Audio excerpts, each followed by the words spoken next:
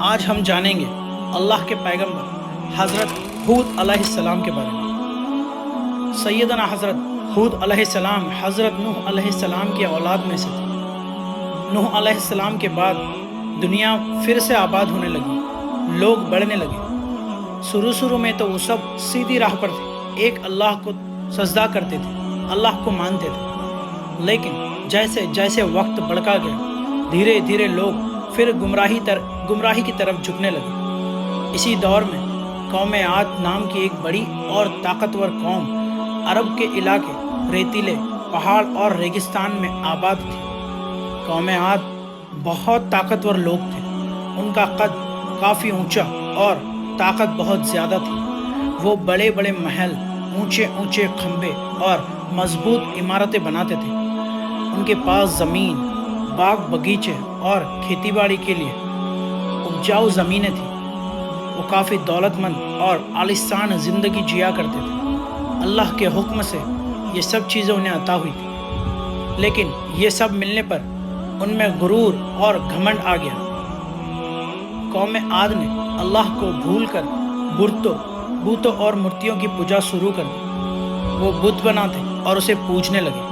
وہ اپنے بنائے پتھروں کے دیوتاؤں کے آگے سجدے کرتے اور ان سے مدد طلب کرتے۔ وہ اپنے آپ کو دنیا کے سب سے طاقتور لوگ سمجھ بیٹھے تھے۔ وہ کہتے تھے ہم سے زیادہ طاقتور کون ہے؟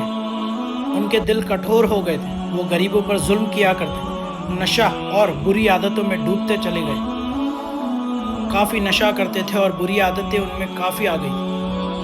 اللہ نے انہیں صحیح راہ پر لانے کے لیے اپنے نبی حضرت ہود علیہ السلام کو بھیجا۔ ہود علیہ السلام انہی کی قوم میں سے تھے اور ان کا نسب حضرت نوح علیہ السلام تک جا پہنچتا ہے۔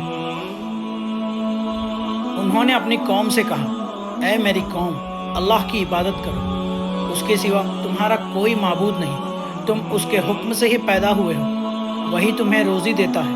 شرک اور بت پرستی چھوڑ دو۔ اگر تم توبہ کر لو تو اللہ تمہیں اور برکت دے گا۔ لیکن قوم عاد نے ہود علیہ السلام کی بات نہیں مانی۔ انہوں نے کہا، اے ہود، تم بھی تو ہمارے جیسے انسان ہو۔ اگر اللہ ہمیں کوئی سندیش بھیجتا تو وہ فرشتہ بھیجتا۔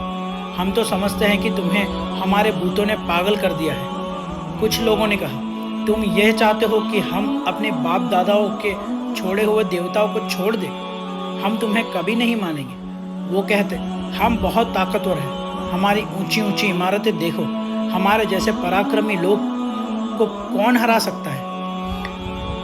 ہود علیہ السلام نے بہت صبر کے ساتھ کہا، اے میری قوم، میں تم سے کوئی انعام یا دولت نہیں چاہتا۔ میرا انعام تو اللہ کے پاس ہے۔ تمہیں گھمنڈ نے اندھا کر دیا ہے۔ یاد رکھو، طاقت اور دولت سے نہیں بلکہ ایمان اور نیکی سے انسان کی اصلی پہچان ہوتی ہے۔ اگر تم توبہ نہیں کرو گے تو اللہ کا عذاب تم پر بے شک آئے گا، برحق آئے گا۔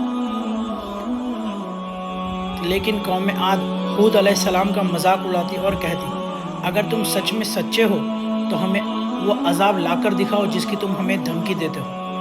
ہود علیہ السلام نے کہا، اللہ ہی جانتا ہے اس کا عذاب کب آئے گا۔